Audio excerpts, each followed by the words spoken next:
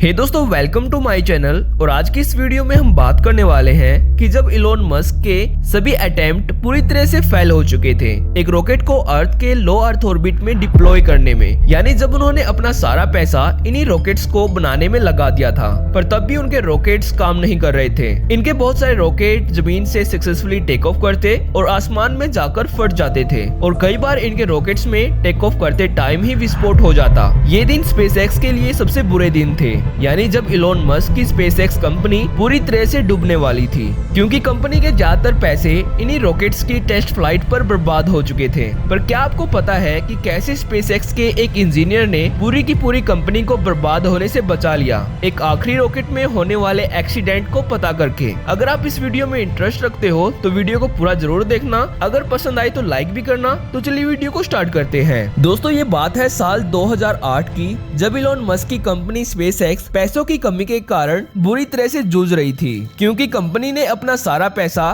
Falcon 1 rocket को बनाने और उसकी टेस्ट फ्लाइट करने पर लगा दिया था। पर फिर भी इलोन मस्क को फैल्कन 1 के पहले 3 लॉन्च में नाकामयाबी मिली। ये स्पेसएक्स के लिए सबसे बुरा दौर रहा, जब कंपनी बर्बाद होने की कगार पर खड़ी थी। अब इनके पास फैल्कन 1 का आखिरी लॉन्च बचा हुआ था, जिस पर इलोन मस्क का मार्स ड्रीम और कंपनी का फ्यूचर डिपेंड करने वाला था। और इलोन मस्क ने इस रॉकेट पर अपना सब कुछ दांव पर लगाया हुआ था, क्योंकि इस रॉकेट से पहले 3 फैल्कन 1 रॉकेट्स लॉन्चिंग पैड और आसमान में फट चुके थे, जिन पर इलोन मस्क ने अपना मैक्सिमम पैसा लगाया हुआ था। दोस्तों, फैल्कन 1 स्पेसएक्स के द्वारा बनाया गया सबसे पहला रॉकेट है। ये 2 स्टेज रॉकेट है, जिसकी फर्स्ट स्टेज में एक मर्लिन इंजन लगा हुआ था और सेकंड स्टेज में एक केस्ट्रल इंजन लगा हुआ था। इस रॉकेट की हाइट 21 मीटर थी, यानी 68 फीट, और इसका डायामीटर 5.5 फीट था। फैल्कन 1 के हर एक लॉन्च में $7 मिलियन का खर्च आता था, और इस प्रोजेक्ट की टोटल कॉस्ट $90 मिलियन रही। दोस्तों, फैल्कन 1 के टोटल 5 लॉन्च किए गए, जिसमें से पहले के 3 लॉन्च पूरी तरह से फेल्ड रहे, और फैल्कन 1 का चौथा लॉन्च स्पेसएक्स के लिए आखिरी अटेम्प्ट बचा हुआ था, यानी आखिरी लॉन्च बचा हुआ था जिसके दम पर कंपनी कुछ कर सकती थी।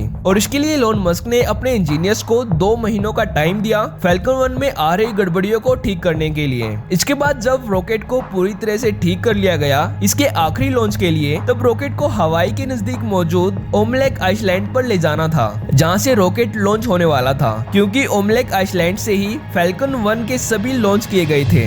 इसलिए फैल्कन 1 का आखिरी लॉन्च भी यहीं से होने वाला था। पर दोस्तों, जब फैल्कन 1 को इसके मैन्युफैक्चरिंग प्लांट से ओमलेक आइसलैंड के लॉन्च पैड तक ले जाया जा रहा था, तब इसके फ्यूल टैंक में जहां पर लिक्विड ऑक्सीजन मौजूद थी, तो लिक्विड ऑक्सीजन का प्रेशर अनबैलेंस होने के कारण रॉकेट फटने वाला था। अगर फैल्कन 1 यहाँ पर फट जाता तो स्पेसएक्स के पास उतने पैसे नहीं बचते जिसके दम पर स्पेसएक्स अपने अगले रॉकेट्स को टेस्ट करने के लिए तैयार कर सके, और शायद ही दुनिया को इलोन मस्क के इतने एडवांस रियूजेबल रॉकेट देखने को मिलते। दोस्तों, यहाँ पर स्पेसएक्स के एक इंजीनियर ने, जिसका नाम था जैक डन ने फैल्कन 1 के लिक्विड ऑक्सीजन टैंक में आने वाली गड़बड़ी को तुरंत ठीक कर दिया और स्पेसएक्स को कोलैप्स होने से बचा लिया। पर कैसे? दोस्तों, जब फैल्कन 1 को इसके कैलिफोर्निया मैन्युफैक्चरिंग प्लांट से ओमलेक आइसलैंड तक ट्रांसपोर्ट करना था, तब इंजीनियर्स ने इसको ट्रांसपोर्ट करने के लिए C-17 जेट का यूज किया। यह एक एयरफोर्स कार्गो ट्रांसपोर्ट प्लेन था, जिसमें स्पेसएक्स के 1 डजन से ज्यादा इंजीनियर्स भी बैठे थे, और साथ में ही इस प्लेन में एक former senior engineer Jack Dunn भी बैठे थे।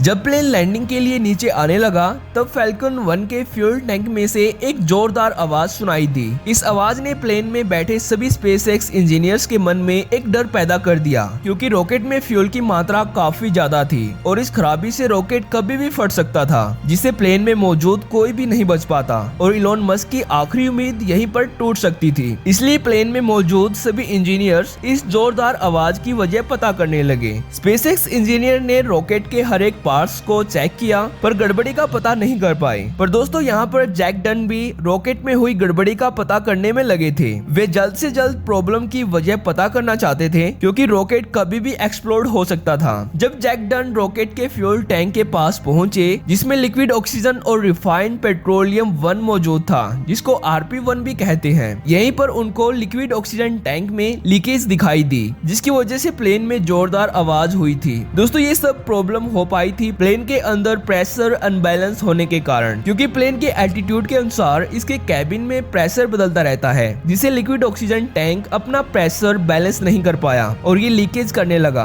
पर स्पेसएक्स इंजीनियर जैक डन ने इसको पता करके तुरंत फिक्स कर दिया, जिसके कारण प्लेन में बैठे 1 डजन से ज्यादा इंजीनियर्स की जान बच पाई और स्पेसएक्स अपने आखिरी रॉकेट को सक्सेसफुली लॉन्च कर पाई। दोस्तों फैल्कन 1 का यही 4th टेस्ट इलोन मस्क के लिए एक हिस्टोरिकल टेस्ट रहा, जिसने स्पेसएक्स को दुनिया की पहली प्राइवेट कंपनी बनाया जिसने अपने रॉकेट को पहली बार पृथ्वी के लो अर्थ ऑर्बिट में लॉन्च किया। और भी बहुत सारे रिकॉर्ड फैल्कन 1 के साथ बनाए गए, जिसने इलोन मस्क को एक नई बुलंदियों पर पहुंचा दिया। बाद में इस रॉकेट के 2 सक्सेसफुली टेस्ट के बाद इसको साल 2009 में सदा के लिए रिटायर्ड कर दिया गया। तो दोस्तों आज की इस वीडियो में इतना ही। अगर आपको वीडियो से कुछ सीखने को मिला तो वीडियो को लाइक करना और ऐसे ही नॉलेजफुल वीडियो के लिए हमारे चैनल को सब्सक्राइब कर लेना। तो थैंक्स फॉर वॉचिंग।